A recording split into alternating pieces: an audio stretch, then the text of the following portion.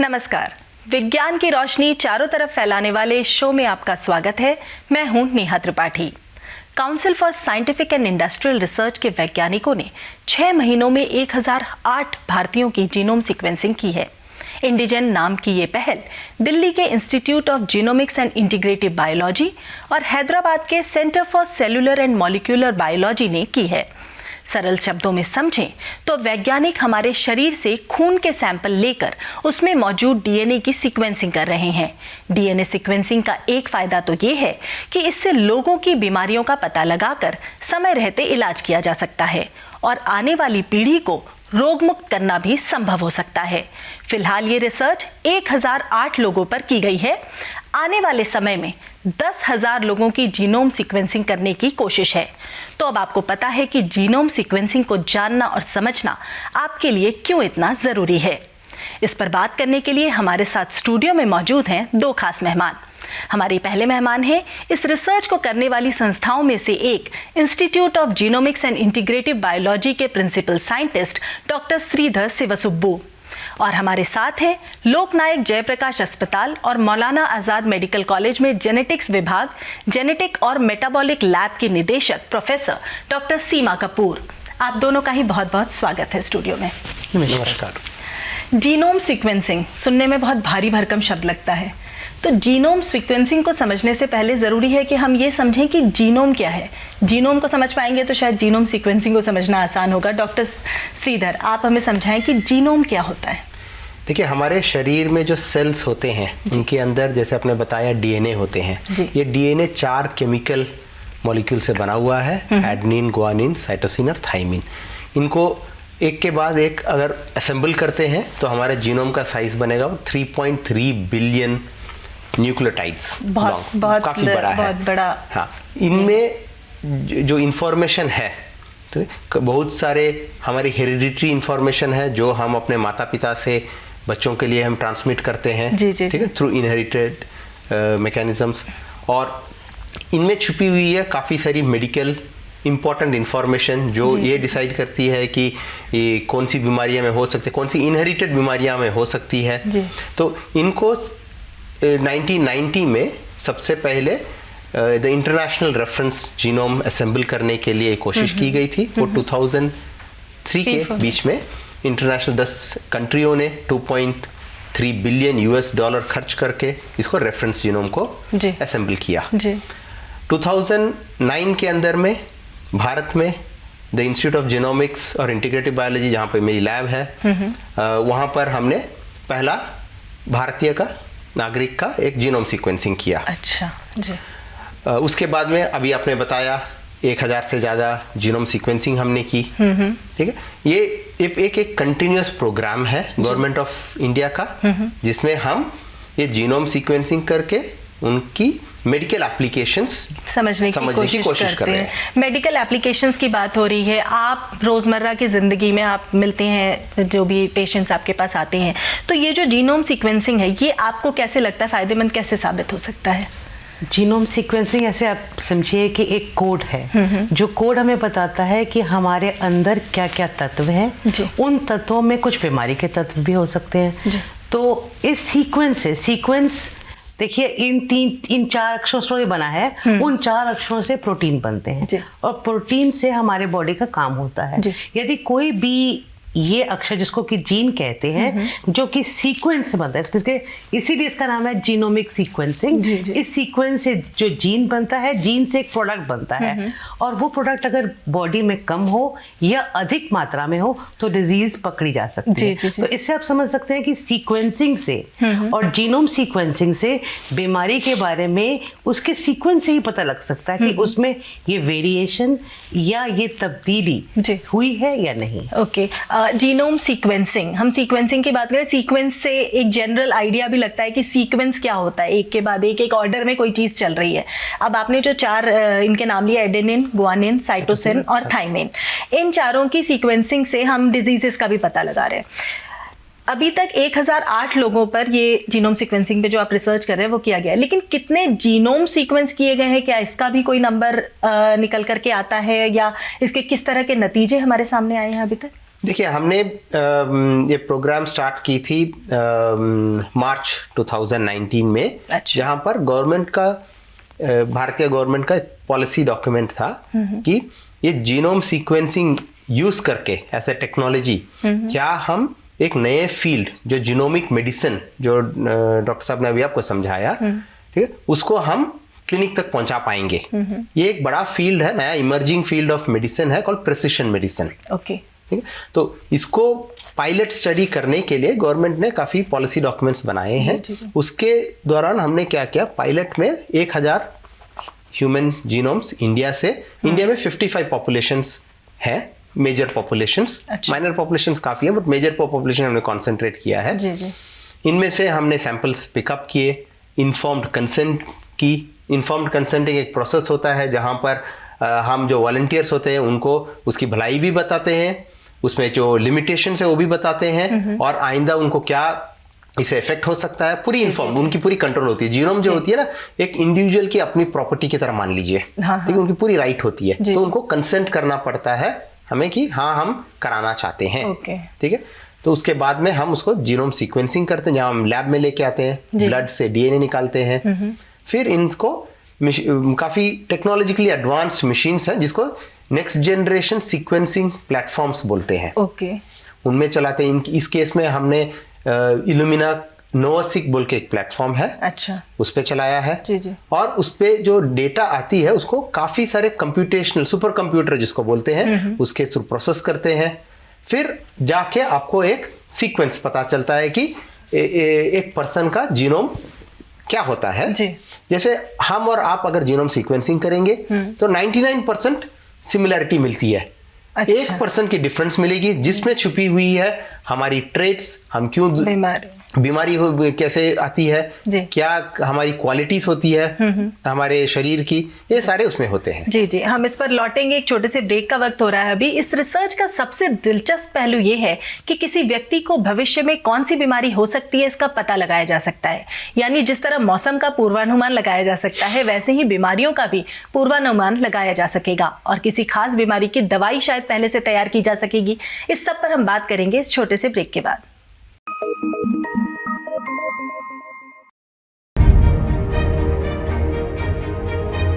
India science एक internet आधारित विज्ञान वेब चैनल है। ये चैनल भारत सरकार के विज्ञान और प्रौद्योगिकी विभाग द्वारा शुरू किया गया है, जिसका कार्यान्वयन और प्रबंधन विज्ञान प्रसार कर रहा है। इंडिया साइंस www.indiascience.in URL पर उपलब्ध है। इस द्विभाषीय चैनल की विषय वस्तु हिंदी और अंग्रेजी में उपलब्ध है। इस चैनल को इंटरनेट की सुविधा वाले किसी भी उपकरण पर देखा जा सकता है। ये वीडियो प्लेटफॉर्म विज्ञान और प्रौद्योगिकी के ज्ञान के प्रसार हेतु समर्पित है। विशेषकर भारतीय दृष्टिकोण, लोकाचार और सांस्कृतिक संदर्भ में वैज्ञानिक जागरूकता फैलाने के लिए दृढ़ प्रतिबद्ध है। ये पहल विज्ञान और प्रौद्योगिकी विभाग द्वारा समर्थित है। इंडिया साइंस मोबाइल ऐप्स को गूगल प्ले स्टोर और एप्पल स्टोर से डाउनलोड किया जा सकता है।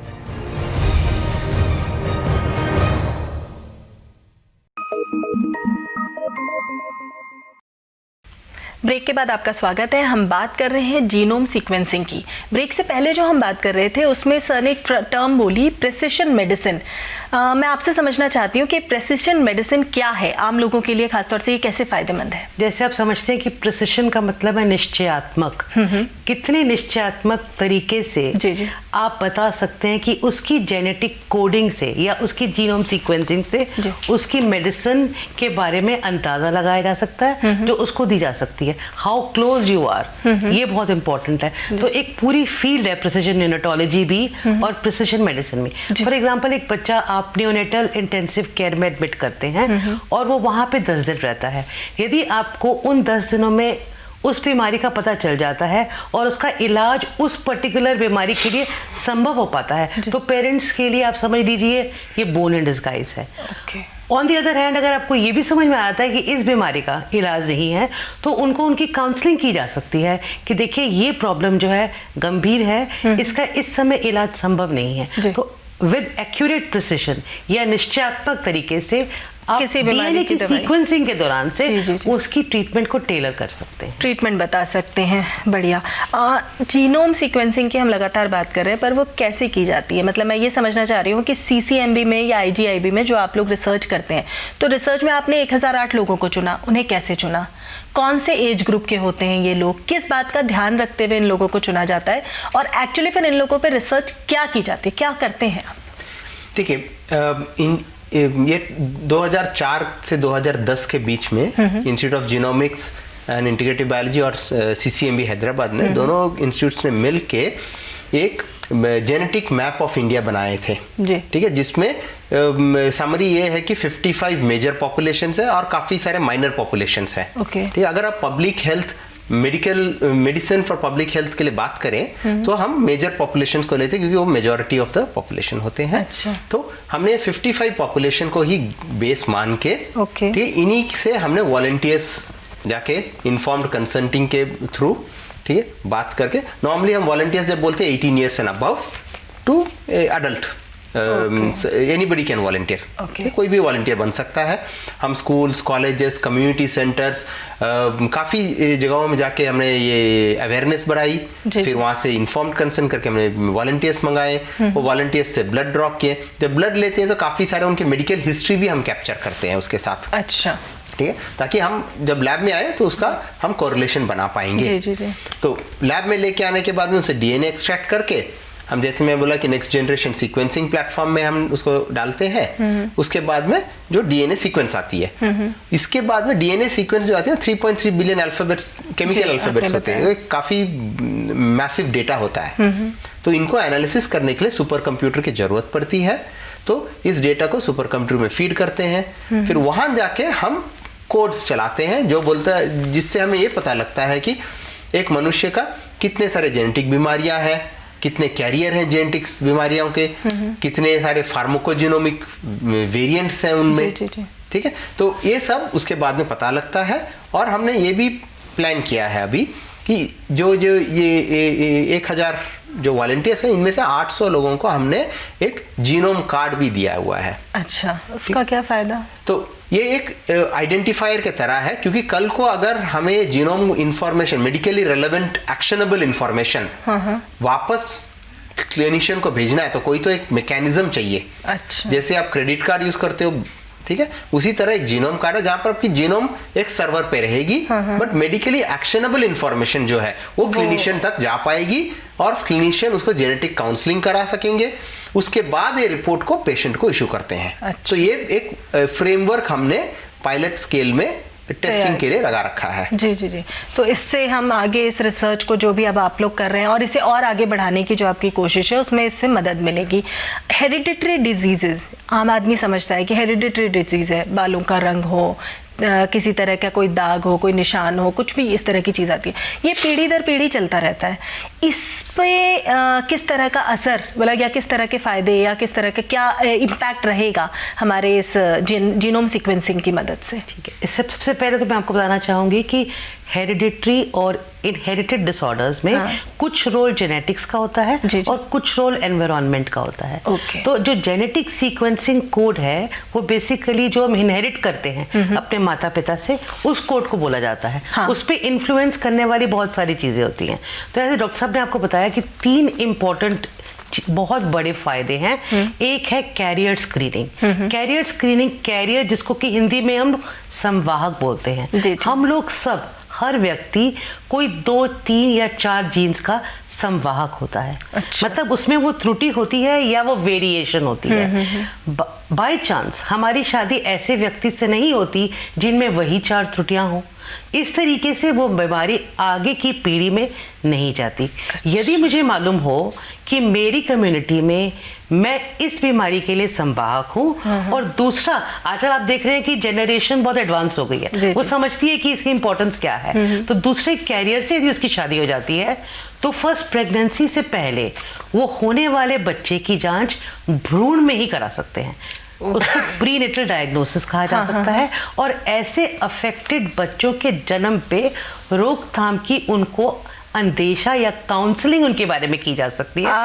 आप ये कहना चाह रहे हैं कि बच्चे के जन्म से पहले ही ये पता लगाया जा सकता है कि अगर उसमें कोई जेनेटिक डिसऑर्डर है या नहीं है। हाँ। और इस जानकारी से ऑब्वियसली पेरेंट्स को भी हेल्प मिलेगी और आपको भी मदद मिलेगी और पूरे देश को भी, क्योंकि वो पूरा लोड जो है स्टेट को है अल्टीमेटली बियर करना है। तो एक तो प्रीनेटल डायग्नोसिस, दूसरा कैरियर स्क्रीनिंग, और तीसरा जो बहुत इंपॉर्टेंट रोल है, कई जेनेटिक जो कोड्स हैं वो ये बताते हैं कि आप इन दवाइयों को रिस्पॉन्ड करेंगे या नहीं करेंगे, और यदि रिस्पॉन्ड करेंगे तो क्या आपको उन दवाइयों से कोई साइड इफेक्ट तो नहीं होगा। सपोज 50 आदमियों को आप एक ही तरह की दवाई देते हैं, आप देखते हैं कि सब में रिस्पॉन्स एक जैसा नहीं होता, बिल्कुल, और सब में साइड इफेक्ट्स भी एक जैसे नहीं होते।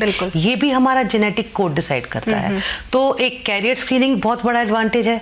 दूसरा एडवांटेज आपको मैंने बताया प्रीनेटल या भ्रूण में ही जांच, और तीसरा फार्माकोजीनोमिक्स। तो ये 3 बहुत इंपॉर्टेंट क्लिनिकल एप्लीकेशंस होने वाली हैं जो इस जेनेटिक कोड से हमें पता चल पाएंगी। जी, आप जो ये रिसर्च कर रहे हैं उसके क्लिनिकल जो भी बेनिफिट्स हैं वो तो हमें पता चल रहे हैं। क्या मतलब ऐसे ही एक दिमाग में सवाल आ रहा है कि क्या डिजाइनर बच्चे भी पैदा किए जा सकेंगे? आजकल बहुत ज़्यादा ये टर्म बहुत कॉमन हो रही है।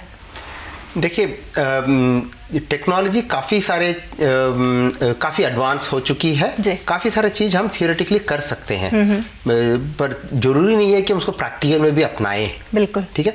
जैसे जो जीनोम एडिटिंग की भी आपने पीछे एक प्रोग्राम भी कराई थी, ठीक है, डिजाइनर बेबीज बोलते हैं, तो ये एथिकली करना अलाउड नहीं है। जी। काफ़ी कंट्रीज इंक्लूडिंग भारत ने इसकी अप्रूवल नहीं दे रखी है। तो ये इसको नेचर से जितने दूर तक हम ना छेड़छाड़ करें उतना अच्छा ही होगा, उतना अच्छा होगा।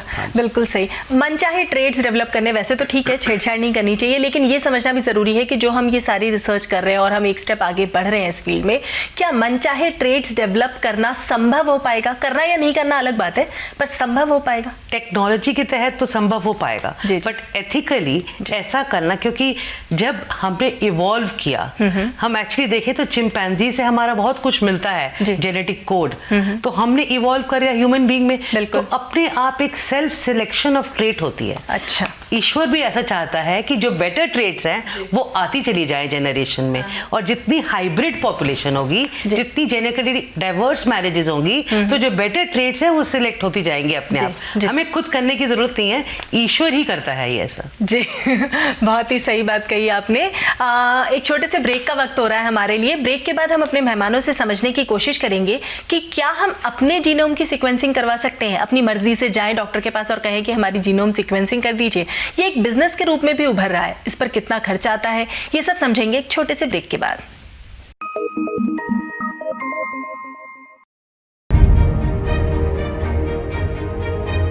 इंडिया साइंस एक इंटरनेट आधारित विज्ञान वेब चैनल है। ये चैनल भारत सरकार के विज्ञान और प्रौद्योगिकी विभाग द्वारा शुरू किया गया है, जिसका कार्यान्वयन और प्रबंधन विज्ञान प्रसार कर रहा है। इंडिया साइंस www.indiascience.in URL पर उपलब्ध है। इस द्विभाषीय चैनल की विषय वस्तु हिंदी और अंग्रेजी में उपलब्ध है। इस चैनल को इंटरनेट की सुविधा वाले किसी भी उपकरण पर देखा जा सकता है। ये वीडियो प्लेटफॉर्म विज्ञान और प्रौद्योगिकी के ज्ञान के प्रसार हेतु समर्पित है। विशेषकर भारतीय दृष्टिकोण, लोकाचार और सांस्कृतिक संदर्भ में वैज्ञानिक जागरूकता फैलाने के लिए दृढ़ प्रतिबद्ध है। ये पहल विज्ञान और प्रौद्योगिकी विभाग द्वारा समर्थित है। इंडिया साइंस मोबाइल ऐप्स को गूगल प्ले स्टोर और एप्पल स्टोर से डाउनलोड किया जा सकता है।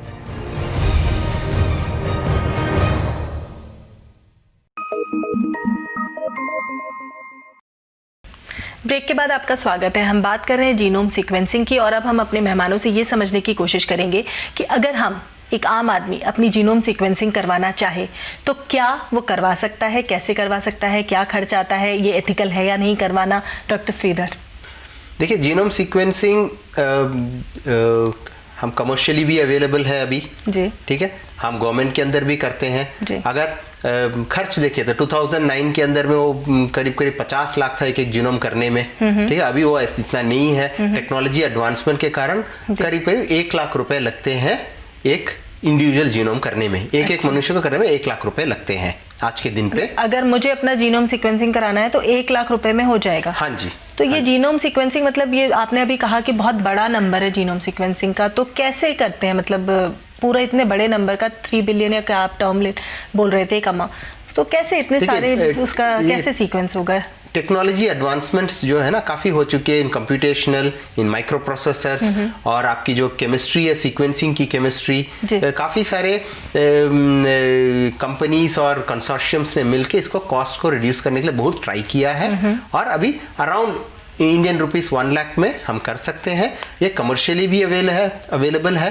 जैसे हम जो ये इंडिजिन प्रोग्राम जिससे हमने ये 1008 इंडिविजुअल्स को हमने सीक्वेंस किया था, इसके द्वारा हम इसको गवर्नमेंट ऑफ इंडिया फ्री में करा रही है, क्योंकि हम बेसलाइन डेटा जनरेट कर रहे हैं इंडिया के लिए, ताकि पता चले कि हम इंडियन का रेफरेंस जो है, ठीक है, किसकी रेंज क्या है, रेफरेंस रेंज क्या है इन टर्म्स ऑफ जीनोम्स, हम कितने डिफरेंट है एक दूसरे से, हम कौन से बीमारी, कौन से म्यूटेशंस हम हमारे डीएनए में है, ये सब समझते हैं इसको करने के लिए। इस तरह का कोई केस आपके पास आया हो अस्पताल में कि जीनोम सीक्वेंसिंग करानी है या कुछ भी?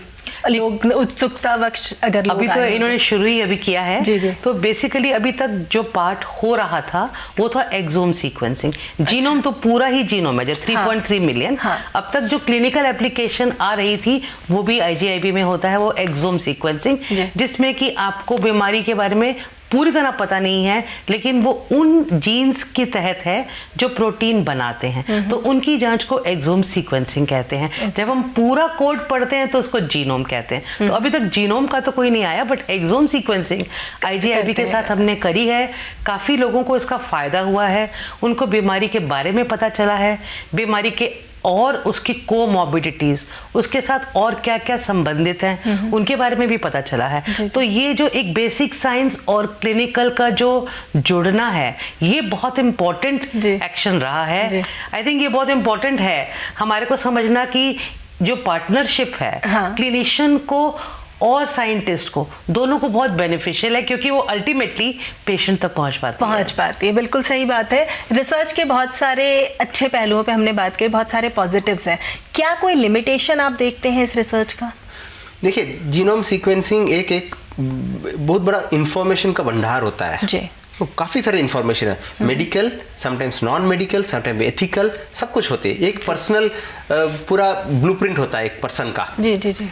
काफ़ी सारे कंट्रीज ने इसको प्रोटेक्ट करने के लिए, इंडिविजुअल को राइट्स देने के लिए इसके ऊपर लॉस पास किए हैं, ताकि कोई जेनेटिक लेवल पे डिस्क्रिमिनेशन ना हो, ठीक है, कोई एम्प्लॉयमेंट में डिस्क्रिमिनेशन ना हो, सोशल डिस्क्रिमिनेशन ना हो।